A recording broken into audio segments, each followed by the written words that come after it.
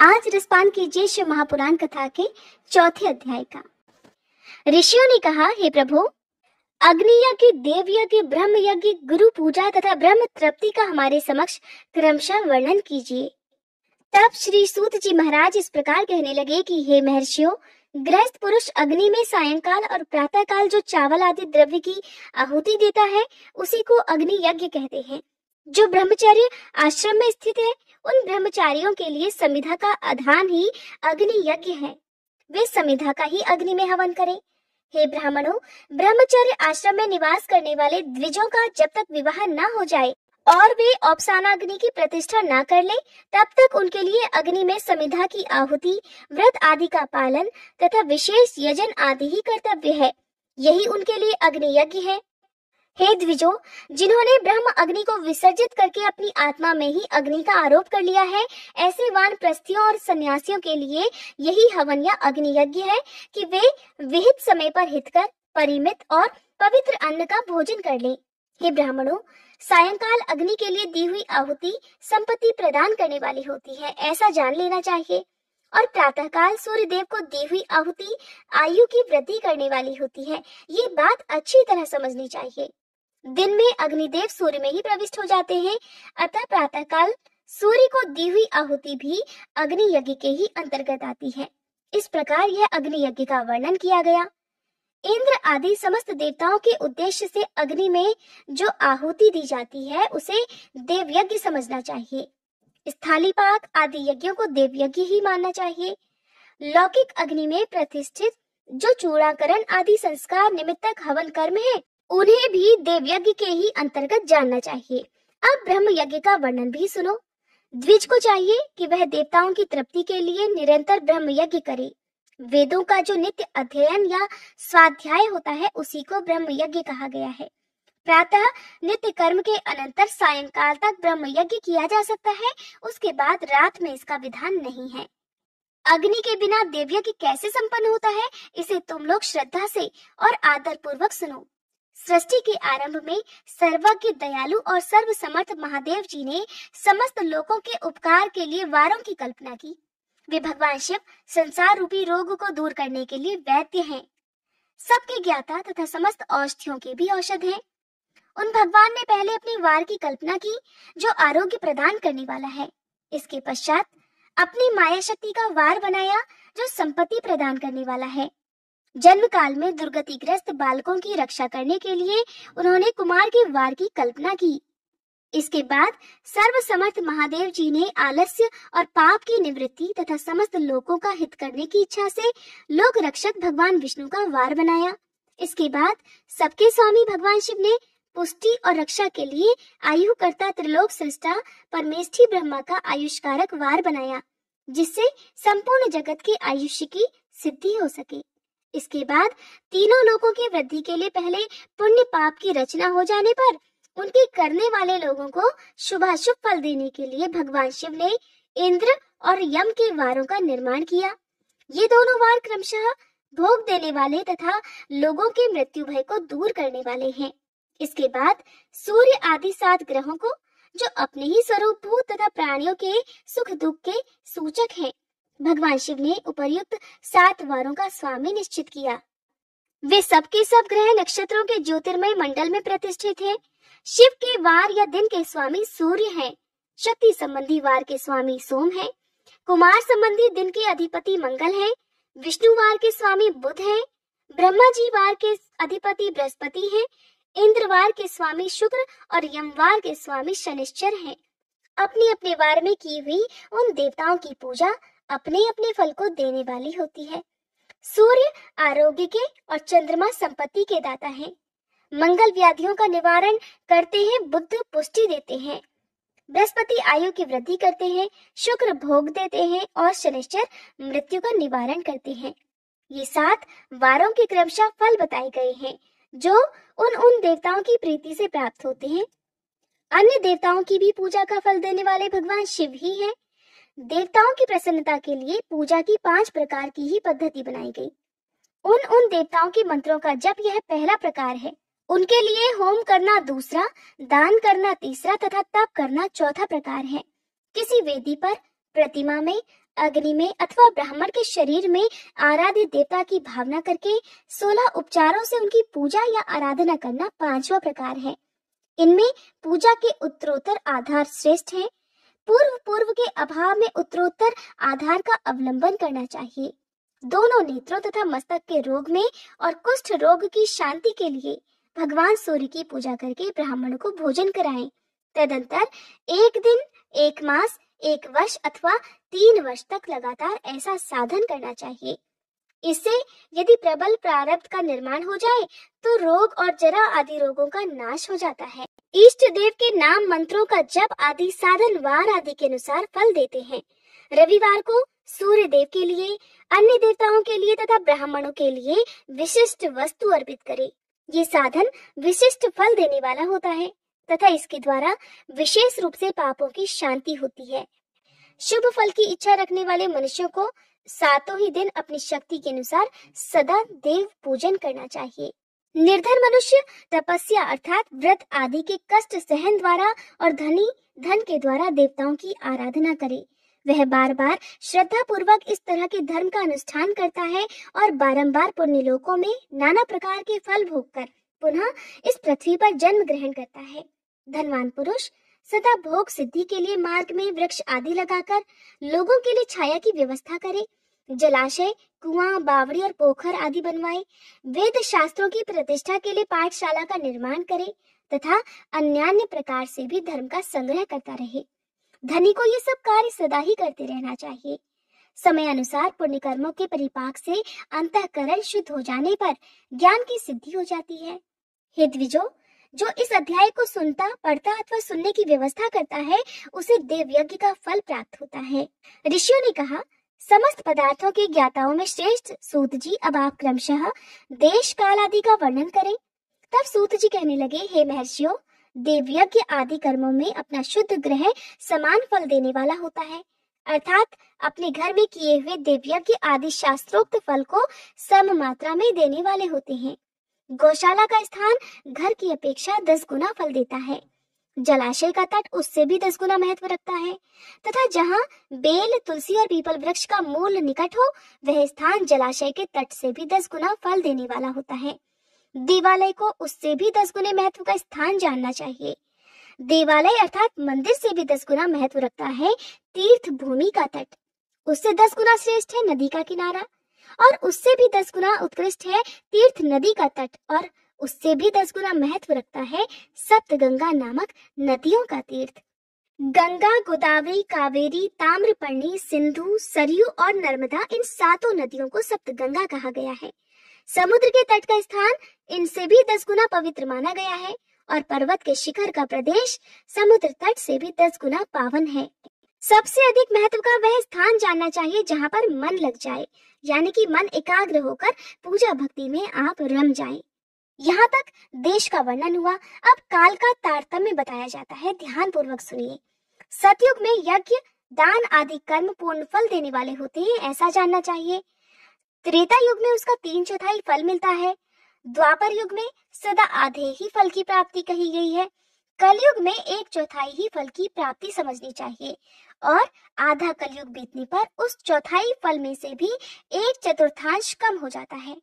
शुद्ध अंतःकरण वाले पुरुष को शुद्ध और पवित्र दिन सम फल देने वाले होते हैं।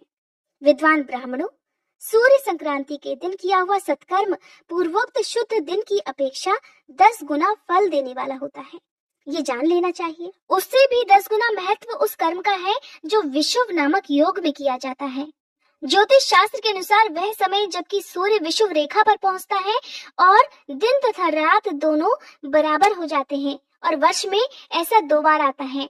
एक तो सौर चैत्र मास की 9वीं तिथि या अंग्रेजी 21 मार्च को, और दूसरा सौर आश्विन मास की 9वीं तिथि या अंग्रेजी 22 सितंबर को। दक्षिणायन प्रारंभ होने के दिन अर्थात कर्क की संक्रांति में किए हुए पुण्य कर्म का महत्व विषुव से भी 10 गुना माना गया है। उससे भी 10 गुना मकर संक्रांति में और उससे भी 10 गुना चंद्र ग्रहण में किए हुए पुण्य का महत्व होता है।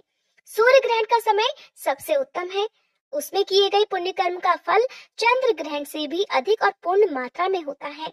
इस बात को विज्ञ पुरुष जानते हैं। जगत रूपी सूर्य का राहु रूपी विष से संयोग होता है, इसीलिए सूर्य ग्रहण का समय रोग प्रदान करने वाला होता है। अतः उस विष की शांति के लिए उस समय स्नान, दान और जप करना चाहिए। और वह काल विष की शांति के लिए उपयोगी होने के कारण पुण्यप्रद माना गया है। जन्म नक्षत्र के दिन तथा व्रत की पूर्ति के दिन का समय सूर्य ग्रहण के समान ही समझा जाता है, परंतु महापुरुषों के संग का काल करोड़ों सूर्य ग्रहण के समान पावन है, ऐसा ज्ञानी पुरुष जानते और मानते हैं। स्त्री हो या पुरुष, जो भी भूखा हो वही अन्नदान का पात्र है। जिसको जिस वस्तु की इच्छा हो उसे वो वस्तु बिना मांगे ही दे दी जाए तो दाता को उस दान का पूरा पूरा फल प्राप्त हो जाता है। और ऐसा आपको जब भी कोई व्रत पड़े तो उसके बाद या व्रत के दिन जब आप दान करते हैं तो उस समय भी ध्यान रखना चाहिए। ऐसी महर्षियों की मान्यता है, जो सवाल या याचना करने के बाद दिया गया हो वह दान आधा ही फल देने वाला बताया गया है। इसीलिए कहते हैं कि जब भी आप दान करें तो मौन रहकर दान करें, खुशी खुशी दान करें। दान करने के बाद अपने किए हुए दान का गुणगान नहीं करना चाहिए। अपने सेवक को दिया हुआ दान 1/4 फल देने वाला होता है। हे विप्रवरों, जो जाति मात्र से ब्राह्मण है और दीनता पूर्ण वृत्ति से जीवन बिताता है, उसे दिया हुआ धन का दान दाता को इस धरती लोक पर 10 वर्षों तक भोग प्रदान करने वाला होता है। और वही दान यदि वेद वेत्ता ब्राह्मण को दिया जाए तो वह स्वर्ग लोक में देवताओं के वर्ष से 10 वर्षों तक दिव्य भोग देने वाला होता है।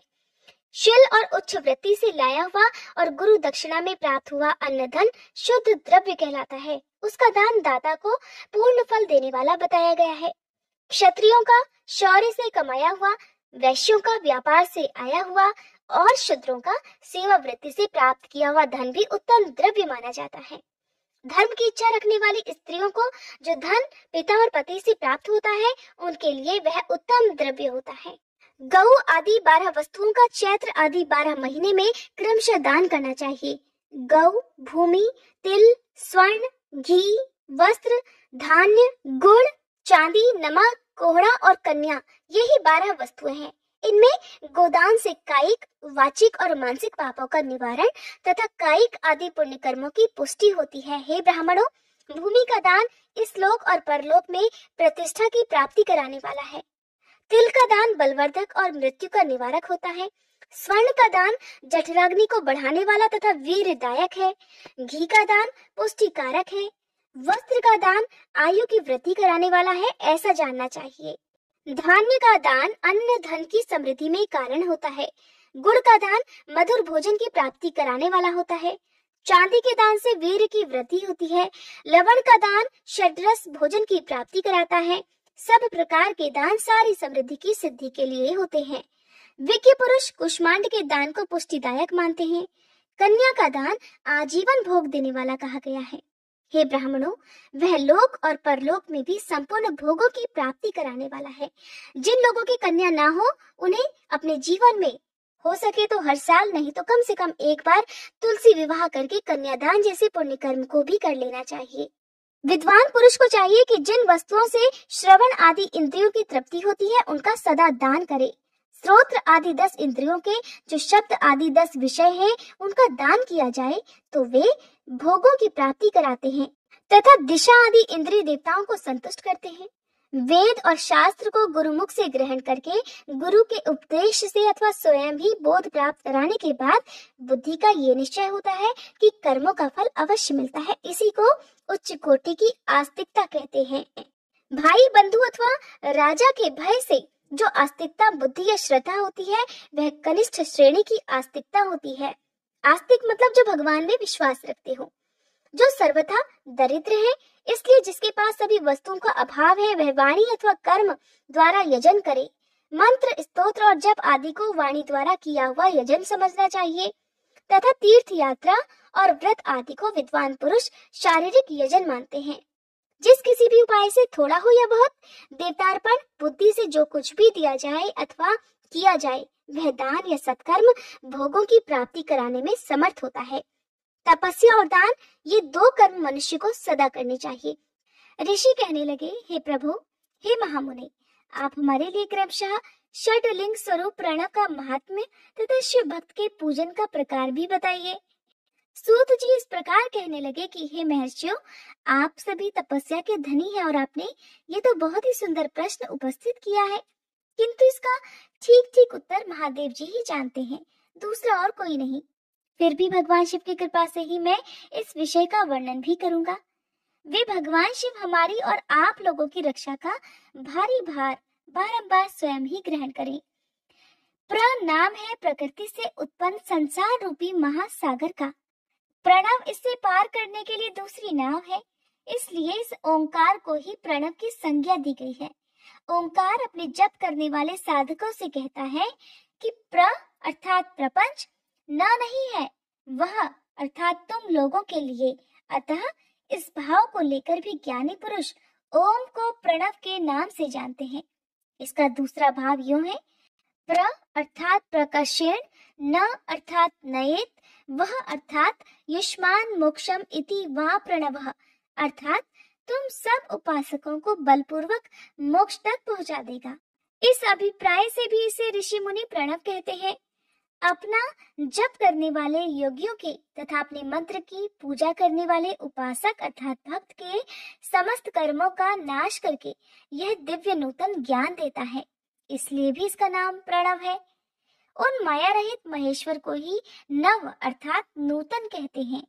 वे परमात्मा प्रकृष्ट रूप से नव अर्थात शुद्ध स्वरूप है, इसलिए प्रणव कहलाते हैं। जो सत्य अहिंसा आदि धर्मों से युक्त होकर भगवान शिव के पूजन में लगे रहते हैं, वे काल चक्र को पार कर जाते हैं। काल चक्रेश्वर की सीमा तक जो विराट महेश्वर लोक बताया गया है, उसके ऊपर वृषभ के आकार में धर्म की स्थिति है। वह ब्रह्मचर्य का मूर्तिमान रूप है। उसके सत्य, शौच, अहिंसा और दया ये चार पाद अर्थात पैर हैं। वह साक्षात शिवलोक के द्वार पर खड़ा है।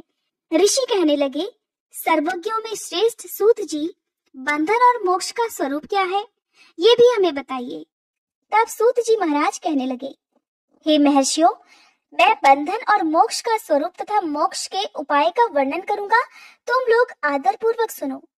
जो प्रकृति आदि 8 बंधनों से बंधा हुआ है, वह जीव बद्ध कहलाता है, और जो उन 8 बंधनों से छूटा हुआ है, उसे मुक्त कहते हैं। प्रकृति आदि को वश में कर लेना ही मोक्ष कहलाता है। बंधन आगंतुक है और मोक्ष स्वतः सिद्ध है। बद्ध जीव जब बंधन से मुक्त हो जाता है, तब उसे मुक्त जीव कहते हैं। प्रकृति आदि 8 तत्वों के समूह से देह की उत्पत्ति हुई है। देह से कर्म उत्पन्न होता है और फिर कर्म से नूतन देह की उत्पत्ति होती है। इस प्रकार बारंबार जन्म और कर्म होते ही रहते हैं। शरीर को स्थूल, सूक्ष्म और कारण के भेद से 3 प्रकार का जानना चाहिए। स्थूल शरीर जागृत अवस्था में, व्यापार कराने वाला अर्थात सूक्ष्म शरीर जो जागृत और स्वप्न अवस्थाओं में होता है, इंद्रिय भोग प्रदान करने वाला तथा कारण शरीर जो कि सुषुप्ता अवस्था में होता है और जो आनंद की अनुभूति कराने वाला कहा गया है। जीव को उसके प्रारब्ध कर्मानुसार सुख दुख प्राप्त होते हैं। वह अपने पुण्य कर्मों के फलस्वरूप सुख और पाप कर्मों के फलस्वरूप दुख का उपभोग करता है। भगवान महेश्वर ही प्रकृति आदि महाचक्र के कर्ता हैं, क्योंकि वे प्रकृति से परे हैं। जैसे बकायन नाम का वृक्ष का थाला जल को पीता और उगलता है, उसी प्रकार शिव प्रकृति आदि को अपने वश में करके उस पर शासन करते हैं। उन्होंने सबको वश में कर रखा है, इसीलिए उन्हें शिव कहा गया है। शिव ही सर्वज्ञ, परिपूर्ण तथा निष्प्रह है। सर्वज्ञता, तृप्ति, अनादि बोध, स्वतंत्रता, नित्य अलुप्त शक्ति से संयुक्त होना और अपने भीतर अनंत शक्तियों को धारण करना, महेश्वर के इन 6 प्रकार के मानसिक ऐश्वर्यों को केवल वेद जानता है। अतः भगवान शिव के अनुग्रह से ही प्रकृति आदि 8 तत्व वश में होते हैं। भगवान शिव का कृपा प्रसाद प्राप्त करने के लिए उन्हीं का पूजन करना चाहिए। यदि ये कहें शिव तो परिपूर्ण है, निष्प्रह है, उनकी पूजा कैसे हो सकती है, तो इसका उत्तर ये है कि भगवान शिव के उद्देश्य से उनकी प्रसन्नता के लिए किया हुआ सत्कर्म उनके कृपा प्रसाद को प्राप्त कराने वाला होता है। शिवलिंग में, शिव की प्रतिमा में तथा शिव भक्त जनों में शिव जी की भावना करके उनकी प्रसन्नता के लिए पूजा करनी चाहिए। वह पूजन शरीर से, मन से, वाणी से और धन से भी किया जा सकता है। उस पूजा से महेश्वर शिव, जो प्रकृति से परे है, पूजक पर विशेष कृपा करते हैं और उनका वह कृपा प्रसाद सत्य होता है। शिव जी की कृपा से कर्म आदि सभी बंधन अपने वश में हो जाते हैं। कर्म से लेकर प्रकृति पर्यंत सब कुछ जब वश में हो जाता है, तब वह जीव मुक्त कहलाता है। ऋषि कहने लगे, उत्तम व्रत का पालन करने वाले हे सूत जी, लिंग आदि में शिव जी की पूजा का क्या विधान है, अब ये भी हमें बतलाइए। तब श्री सूत जी महाराज ने इस प्रकार कहा कि हे द्विजों, मैं लिंगों के क्रम का यथावत वर्णन कर रहा हूँ, आप सब ध्यान पूर्वक सुनिए। वह प्रणव ही समस्त अभीष्ट वस्तुओं को देने वाला प्रथम लिंग है। उसे सूक्ष्म प्रणव रूप समझो। सूक्ष्म लिंग निष्कल होता है और स्थूल लिंग सकल। पंचाक्षर मंत्र को ही स्थूल लिंग कहते हैं, अर्थात नमः शिवाय को स्थूल लिंग कहते हैं। उन दोनों प्रकार के लिंगों का पूजन तपस्या कहलाता है, तप कहलाता है। वे दोनों ही लिंग साक्षात मोक्ष देने वाले होते हैं। पौरुष लिंग और प्रकृति लिंग के रूप में बहुत से लिंग हैं। उन्हें भगवान शिव ही विस्तार पूर्वक बता सकते हैं, दूसरा कोई नहीं जानता। पृथ्वी के विकारभूत जो जो लिंग ज्ञात हैं, उनको मैं तुम्हें बता रहा हूँ।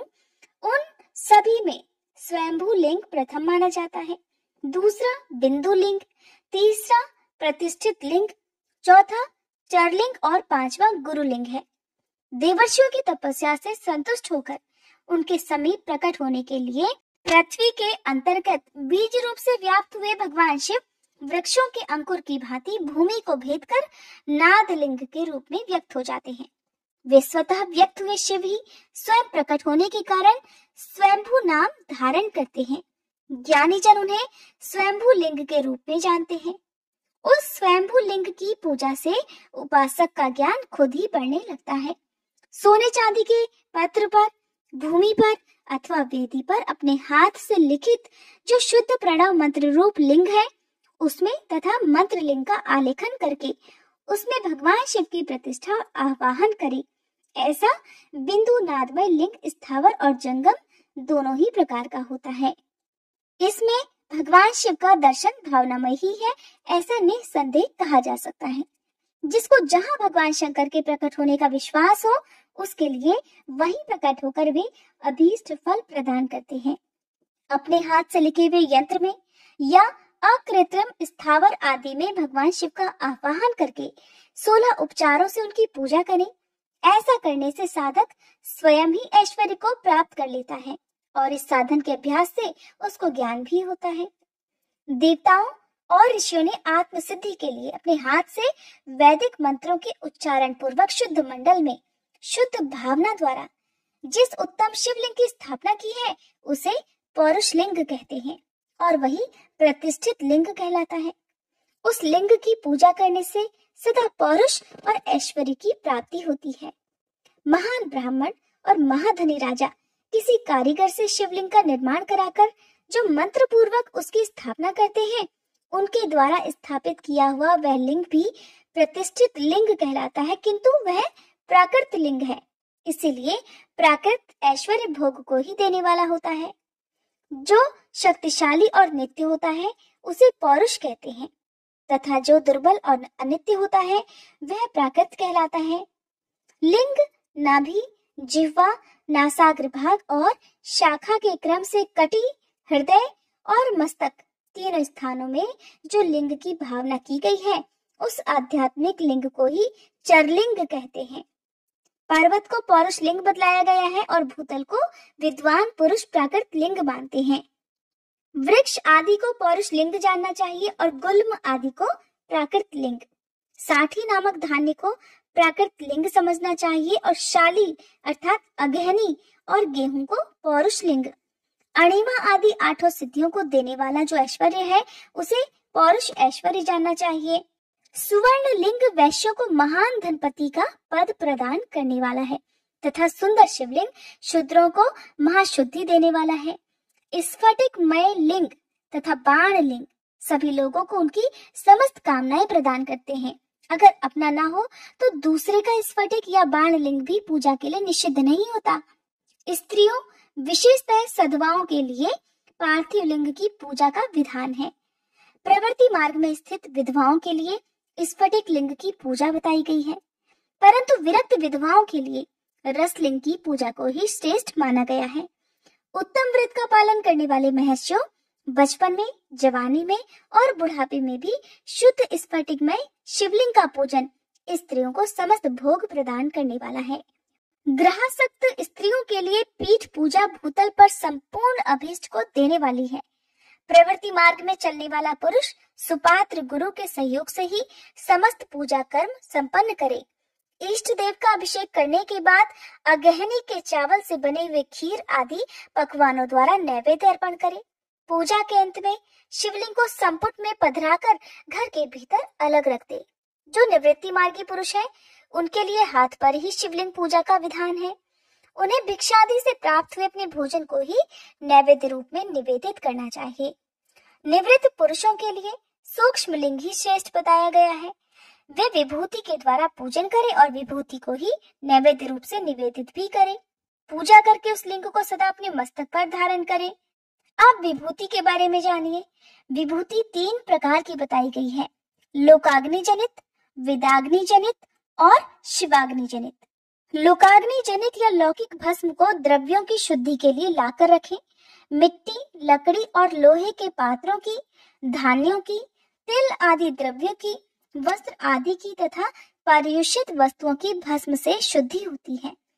कुत्ते आदि से दूषित हुए पात्रों की भी भस्म से ही शुद्धि मानी गई है।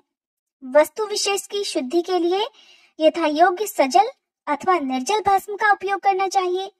वेदाग्नि जनित जो भस्म है, उसको उन वैदिक कर्मों के अंत में धारण करना चाहिए। मंत्र और क्रिया से जनित जो होम कर्म है, वह अग्नि में भस्म का रूप धारण करता है। उस भस्म को धारण करने से वह कर्म आत्मा में आरोपित हो जाता है। अघोर मूर्तिधारी शिव जी का जो अपना मंत्र है, उसे पढ़कर बेल की लकड़ी को जलाए। उस मंत्र से अभिमंत्रित अग्नि को शिवाग्नि कहा गया है। उसके द्वारा जले हुए काष्ठ का जो भस्म है, वह शिवाग्नि जनित है। कपिला गाय के गोबर अथवा गाय मात्र के गोबर को तथा शमी, पीपल, पलाश, बड़, अमलतास और बेर, इनकी लकड़ियों को शिवाग्नि से जलाए। वह शुद्ध भस्म शिवाग्नि जनित माना गया है। अथवा कुश की अग्नि में शिव मंत्र के उच्चारण पूर्वक काष्ठ को जलाए। फिर उस भस्म को कपड़े से अच्छी तरह छानकर नए घड़े में भरकर रख दे। उसे समय समय पर अपनी कांति या शोभा की वृद्धि के लिए धारण करे। ऐसा करने वाला पुरुष सम्मानित और पूजित होता है। पूर्व काल में भगवान शिव ने भस्म शब्द का ऐसा ही एक शाब्दिक अर्थ प्रकट किया था। जैसे राजा अपने राज्य में सारभूत कर को ग्रहण करता है, जैसे मनुष्य सस्य आदि को जलाकर अर्थात रांध कर उसका सार ग्रहण करते हैं, और जैसे जठरानल नाना प्रकार के भक्ष्य भोज्य आदि पदार्थों को भारी मात्रा में ग्रहण करके जलाता और जलाकर सारतर वस्तु ग्रहण करता है और उस सारतर वस्तु से स्वदेह का पोषण करता है, उसी प्रकार प्रपंच करता परमेश्वर शिव ने भी अपने में आधे रूप से विद्यमान प्रपंच को जलाकर भस्म रूप से उसके सार तत्व को ग्रहण किया है। प्रपंच को दग्ध करके शिव ने उसके भस्म को अपने शरीर में लगाया है। राख भभूत पोतने के बहाने जगत के सार को ही ग्रहण किया है। अपने शरीर में अपने लिए रत्न स्वरूप भस्म को इस प्रकार स्थापित किया है: आकाश के सार तत्व से केश, वायु के सार तत्व से मुख, अग्नि के सार तत्व से हृदय, जल के सार तत्व से कटिभाग और पृथ्वी के सार तत्व से घुटने को धारण किया है। इसी तरह उनके सारे अंग विभिन्न वस्तुओं के सार रूप हैं। महेश्वर ने अपने ललाट में तिलक रूप से जो त्रिपुंड धारण किया है, वह ब्रह्मा, विष्णु और रुद्र का सार तत्व है। वे इन सब वस्तुओं को जगत के अभ्युदय का हेतु मानते हैं। इन भगवान शिव ने ही प्रपंच के सार स्वरूप को अपने वश में किया है, अतः अपने वश में करने वाला दूसरा कोई नहीं है। जैसे समस्त मृगों का हिंसक मृग सिंह कहलाता है और उसकी हिंसा करने वाला दूसरा कोई मृग नहीं है, इसीलिए उसे मृग सिंह कहा गया है। जन्म और मरण रूप द्वंद्व को भगवान शिव की माया ने ही अर्पित किया है। जो इन दोनों को शिव जी की माया को ही अर्पित कर देता है वह फिर शरीर के बंधन में नहीं पड़ता। जब तक शरीर रहता है तब तक जो क्रिया के अधीन है वह जीव बद्ध कहलाता है। स्थूल रूप और कारण तीनों शरीरों को वश में कर लेने पर जीव का मोक्ष हो जाता है। शिव भक्त पुरुष देश, काल, शरीर और धन के अनुसार यथा योग्य क्रिया आदि का अनुष्ठान करे। न्यायोपार्जित उत्तम धन से निर्वाह करते हुए विद्वान पुरुष शिव जी के स्थान में निवास करे। जीव हिंसा आदि से रहित और अत्यंत क्लेश शून्य जीवन बिताते हुए पंचाक्षर मंत्र के जप से अभिमंत्रित अन्न और जल को सुख स्वरूप माना गया है। अथवा कहते हैं कि दरिद्र पुरुष के लिए भिक्षा से प्राप्त हुआ अन्न ज्ञान देने वाला होता है। शिव भक्त को भिक्षान्न प्राप्त हो तो वह शिव भक्ति को बढ़ाता है। शिव योगी पुरुष भिक्षान्न को शंभु सत्र कहते हैं। जिस किसी भी उपाय से जहाँ कहीं भी भूतल पर शुद्ध अन्न का भोजन करते हुए सदा मौन भाव से रहे और अपने साधन का रहस्य किसी पर प्रकट ना करे, भक्तों के समक्ष ही शिव के महात्म्य को प्रकाशित करे। शिव मंत्र के रहस्य को भगवान शिव ही जानते हैं, दूसरा कोई नहीं जानता। शौनक आदि ऋषि सूत जी महाराज से कहने लगे कि हे महाभाग व्यास शिष्य सूत जी, आपको नमस्कार है। अब आप उस परम उत्तम भस्म महात्म्य का ही वर्णन कीजिए। भस्म महात्म्य, रुद्राक्ष महात्म्य तथा उत्तम नाम महात्म्य, इन तीनों का परम प्रसन्नता पूर्वक प्रतिपादन कीजिए और हमारे हृदय को आनंद दीजिए। तब श्री सूत जी महाराज ने इस प्रकार कहा, हे महर्षियों, आपने बहुत ही उत्तम बात पूछी है। ये समस्त लोगों के लिए हितकारक विषय है। जो लोग भगवान शिव की उपासना करते हैं वे धन्य है, कृतार्थ हैं, उनका देह धारण सफल है तथा उनके समस्त कुल का उद्धार हो गया। जिनके मुख में भगवान शिव का नाम है, जो अपने मुख से सदा शिव और शिव इत्यादि नामों का उच्चारण करते रहते हैं, पाप उनका किसी तरह से स्पर्श नहीं कर पाते। जैसे खदिर वृक्ष के अंगार को छूने का साहस कोई भी प्राणी नहीं कर सकता। हे श्री शिव, आपको नमस्कार है। ऐसी बात जब मुंह से निकलती है तब वह मुख समस्त पापों का विनाश करने वाला पावन तीर्थ बन जाता है। जो मनुष्य प्रसन्नता पूर्वक उस मुख का दर्शन करता है उसे निश्चय ही तीर्थ सेवन जनित फल प्राप्त हो जाता है। हे ब्राह्मणों, शिव का नाम, विभूति तथा रुद्राक्ष ये तीनों त्रिवेणी के समान परम पुण्यमय माने गए हैं। जहाँ ये तीनों शुभतर वस्तुएं सदा सर्वदा रहती हैं, उसके दर्शन मात्र से मनुष्य त्रिवेणी स्नान का फल प्राप्त कर लेता है। भगवान शिव का नाम गंगा है, विभूति यमुना मानी गई है तथा रुद्राक्ष को सरस्वती कहा गया है। इन तीनों की संयुक्त त्रिवेणी समस्त पापों का नाश करने वाली है। हे श्रेष्ठ ब्राह्मणों, इन तीनों की महिमा को सदस्य विलक्षण भगवान महेश्वर के बिना दूसरा कौन भली भांति जानता है। इस ब्रह्मांड में जो कुछ भी है वो तो सब केवल महेश्वर ही जानते हैं। हे ब्राह्मणों, मैं अपनी श्रद्धा भक्ति के अनुसार संक्षेप से भगवान की महिमा का कुछ वर्णन करता हूँ। तुम सब लोग प्रेम पूर्वक और ध्यान पूर्वक सुनो। ये नाम महात्म्य में समस्त पापों को हर लेने वाला सर्वोत्तम साधन है। शिव इस नाम रूपी दावानल से महान पातक रूपी पर्वत अनायासी भस्म हो जाता है।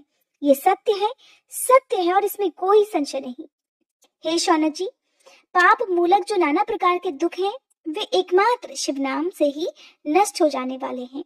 दूसरे साधनों से संपूर्ण प्रयास करने पर भी पूर्णतया नष्ट नहीं होते हैं।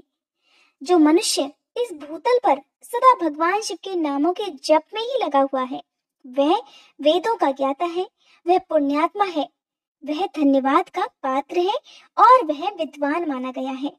हे मुने, जिनका शिव नाम जप में विश्वास है उनके द्वारा आचरित नाना प्रकार के धर्म तत्काल फल देने के लिए उत्सुक हो जाते हैं। हे महर्षि, भगवान शिव के नाम से जितने पाप नष्ट होते हैं उतने पाप मनुष्य इस भूतल पर कर भी नहीं सकते।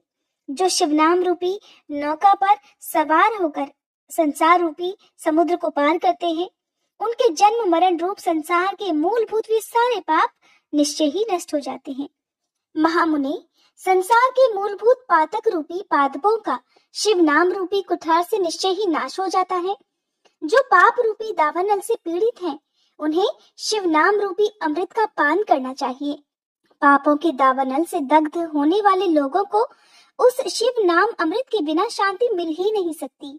जो शिवनाम रूपी सुधा की वृष्टि जनित धारा में गोते लगा रहे हैं, वे संसार रूपी दावानल के बीच में खड़े होने पर भी कदापि शोक के भागी नहीं होते।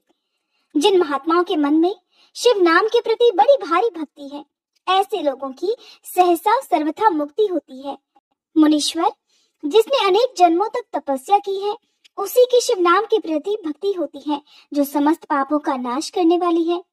जिसके मन में भगवान शिव के नाम के प्रति कभी खंडित न होने वाली असाधारण भक्ति प्रकट हुई है, उसी के लिए मोक्ष सुलभ है, ऐसा मेरा मत है। जो अनेक पाप करके भी भगवान शिव के नाम जप में आदर पूर्वक लग गया हो, वह समस्त पापों से मुक्त हो ही जाता है, और इसमें भी कोई संशय नहीं है। जैसे वन में दावानल से दग्ध हुए वृक्ष भस्म हो जाते हैं, उसी प्रकार शिव नाम रूपी दावानल से दग्ध होकर उस समय तक के सारे पाप भस्म हो जाते हैं। हे शौनक जी, जिसके अंग नित्य भस्म लगाने से पवित्र हो गए हैं और जो शिव नाम जप का आदर करने लगा है, वह घोर संसार सागर को भी पार ही कर लेता है। संपूर्ण वेदों का अवलोकन करके पूर्ववर्ती महर्षियों ने यही निश्चित किया है कि भगवान शिव के नाम का जप संसार सागर को पार करने के लिए सर्वोत्तम उपाय है। हे मुनिवरों, अधिक कहने से क्या लाभ, मैं शिव नाम के सर्व पापहारी महात्म्य का एक ही श्लोक में वर्णन करता हूँ। भगवान शंकर के एक नाम में भी पाप हरण की जितनी शक्ति है, उतना पातक मनुष्य कभी कर ही नहीं सकता। पापा नाम हरणे शंभुर नामी शक्तिर्हि यावती शक्नोति पातकम तावत कर्तुम नापि नरः क्वाचित। हे मुनि, पूर्व काल में महापापी राजा इंद्रद्युम्न ने शिव नाम के प्रभाव से ही उत्तम सद्गति प्राप्त की थी। इस तरह कोई ब्राह्मण युवती भी जो बहुत पाप कर चुकी थी, शिव नाम के प्रभाव से ही उत्तम गति को प्राप्त हुई। हे मुनिवरों, इस प्रकार मैंने तुमसे भगवान नाम के उत्तम महात्म्य का वर्णन सुनाया। अब तुम भस्म का महात्म्य सुनो, जो समस्त पावन वस्तुओं को भी पावन करने वाला है। हे महर्षियों, भस्म संपूर्ण मंगलों को देने वाला तथा उत्तम है। उसके दो भेद बताए गए हैं, उन भेदों का मैं वर्णन करता हूँ, सावधान होकर सुनो। एक को महाभस्म जानना चाहिए और दूसरे को स्वल्प भस्म। महाभस्म के भी अनेक भेद हैं। वह 3 प्रकार का कहा गया है, श्रौत, स्मार्त और लौकिक। स्वल्प भस्म के भी बहुत से भेदों का वर्णन किया गया है। श्रौत और स्मार्त भस्म को केवल द्विजों के ही उपयोग में लाने के योग्य कहा गया है। तीसरा जो लौकिक भस्म है, वह अन्य सब लोगों के लिए भी उपयोग में आ सकता है।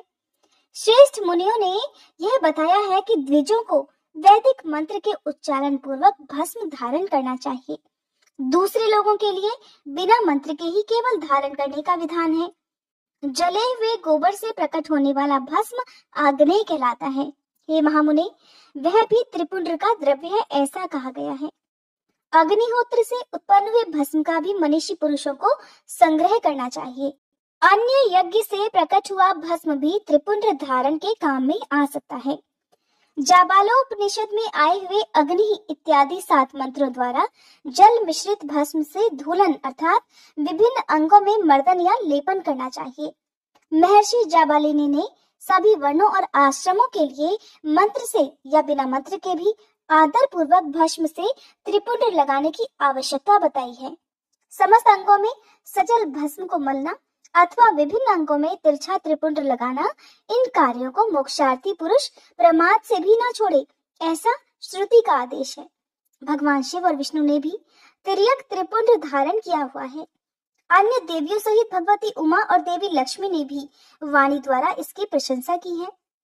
ब्राह्मणों, क्षत्रियों, वैश्यों, शूद्रों, वर्ण संकरों तथा जाति भ्रष्ट पुरुषों ने भी उद्धूलन एवं त्रिपुंड के रूप में भस्म धारण किया है। इसके पश्चात भस्म धारण तथा त्रिपुंड की महिमा एवं विधि बताकर श्री सूत जी महाराज फिर से कहने लगे, हे महर्षियों, इस प्रकार मैंने संक्षेप से त्रिपुंड का महात्म्य बताया है।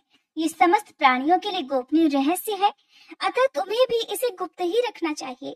हे मुनिवरों, ललाट आदि सभी निर्दिष्ट स्थानों में जो भस्म से 3 तिरछी रेखाएं बनाई जाती हैं, उन्हीं को विद्वानों ने त्रिपुंड कहा है। भौहों के मध्य भाग से लेकर जहाँ तक भौहों का अंत है, उतना बड़ा त्रिपुंड ललाट में धारण करना चाहिए। मध्यमा और अनामिका उंगली से 2 रेखाएं करके बीच में अंगुष्ठ द्वारा प्रतिलोम भाव से की गई रेखा त्रिपुंड कहलाती है।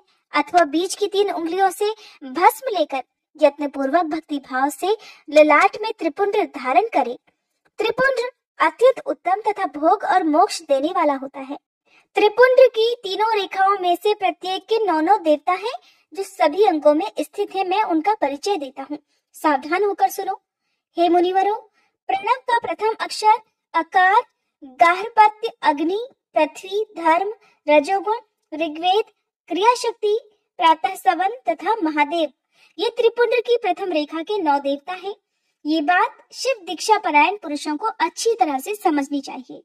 प्रणव का दूसरा अक्षर उकार, दक्षिणाग्नि, आकाश, सत्वगुण, यजुर्वेद, मध्य दिन सवन, इच्छा शक्ति, अंतरात्मा तथा महेश्वर, ये दूसरी रेखा के 9 देवता हैं। प्रणव का तीसरा अक्षर मकार, आहवनीय अग्नि, परमात्मा, तमोगुण, द्युलोक, ज्ञान शक्ति, सामवेद, तृतीय सवन तथा शिव, ये तीसरी रेखा के 9 देवता हैं।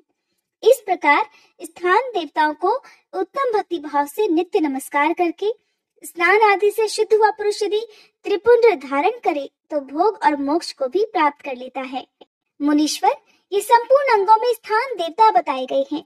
आप उनके संबंधी स्थान भी बताता हूँ, भक्ति पूर्वक सुनो। 32, 16, 8 अथवा 5 स्थानों में त्रिपुंड का न्यास करें। मस्तक, ललाट, दोनों कान, दोनों नेत्र, दोनों नासिका, मुख, कंठ, दोनों हाथों, दोनों कोहनी, दोनों कलाई, हृदय, दोनों पार्श्व भाग, नाभि, दोनों अंडकोश, दोनों उरु, दोनों गुल्फ, दोनों घुटने, दोनों पिंडली और दोनों पैर, ये 32 उत्तम स्थान हैं। इनमें क्रमशः अग्नि, जल, पृथ्वी, वायु, 10 दिक् प्रदेश, 10 दिक्पाल तथा 8 वसुओं का निवास है। धर, ध्रुव, सोम, आप, अनल, अनिल, प्रत्युष और प्रभास, ये 8 वसु कहे गए हैं। इन सब का नामात्र लेकर इनके स्थानों में विद्वान पुरुष त्रिपुंड को धारण करे अथवा एकाग्रचित होकर 16 स्थान में ही त्रिपुंड धारण करे। मस्तक, ललाट, कंठ, दोनों कंधों, दोनों भुजाओं, दोनों कोहनियों तथा दोनों कलाइयों में, हृदय में, नाभि में, दोनों पसलियों तथा पृष्ठ भाग में त्रिपुंड लगाकर वहां दोनों अश्विनी कुमारों का, शिव, शक्ति, रुद्र, ईश तथा नारद का और वामा आदि 9 शक्तियों का पूजन करे। ये सब मिलाकर 16 देवता हैं। अश्विनी कुमार 2 कहे गए हैं, नासत्य और दस्त्र अथवा मस्तक, केश, दोनों कान, मुख, दोनों भुजा, हृदय, नाभि, दोनों उरु, दोनों जानु, दोनों पैर और पृष्ठभाग, इन 16 स्थानों में 16 त्रिपुंड का न्यास करे। मस्तक में शिव, केश में चंद्रमा, दोनों कानों में रुद्र और ब्रह्मा, मुख में विघ्नराज गणेश, दोनों भुजाओं में विष्णु और लक्ष्मी, हृदय में शंभु, नाभि में प्रजापति, दोनों उरुओं में नाग और नाग कन्याएं, दोनों घुटनों में ऋषि कन्याएं तथा दोनों पैरों में समुद्र और विशाल पृष्ठभाग में संपूर्ण तीर्थ देवता रूप से विराजमान है। इस प्रकार 16 स्थानों का परिचय दिया गया। अब 8 स्थान बताए जाते हैं। गुह्य स्थान, ललाट, परम उत्तम कर्ण युगल, दोनों कंधे, हृदय और नाभि, ये 8 स्थान हैं। इनमें ब्रह्मा तथा सप्तऋषि, ये 8 देवता बताए गए हैं। हे मुनीश्वरों, भस्म के स्थान को जानने वाले विद्वानों ने इस तरह 8 स्थानों का परिचय दिया है। अथवा मस्तक, दोनों भुजाएं, हृदय और नाभि, इन 5 स्थानों को भस्म वेत्ता पुरुषों ने भस्म धारण के योग्य बताया है। यथासंभव देश, काल आदि की अपेक्षा रखते हुए भस्म को अभिमंत्रित करना और जल में मिलाना आदि कार्य करे। यदि उद्धूलन में भी असमर्थ हो तो त्रिपुंड आदि लगाए। त्रिनेत्रधारी, तीनों गुणों के आधार और तीनों देवताओं के जनक भगवान शिव का स्मरण करते हुए नमः शिवाय कहकर ललाट में त्रिपुंड लगाए। ईशाभ्याम नमः ऐसा कहकर दोनों पार्श्व भागों में त्रिपुंड धारण करे। बीजाभ्याम नमः ऐसा बोलकर दोनों कलाइयों में भस्म लगाए। पितृभ्याम नमः कहकर नीचे के अंग में, उमेशाभ्याम नमः कहकर ऊपर के अंग में तथा भीमाय नमः कहकर पीठ में और सिर के पिछले भाग में त्रिपुंड लगाना चाहिए। जय भोलेनाथ।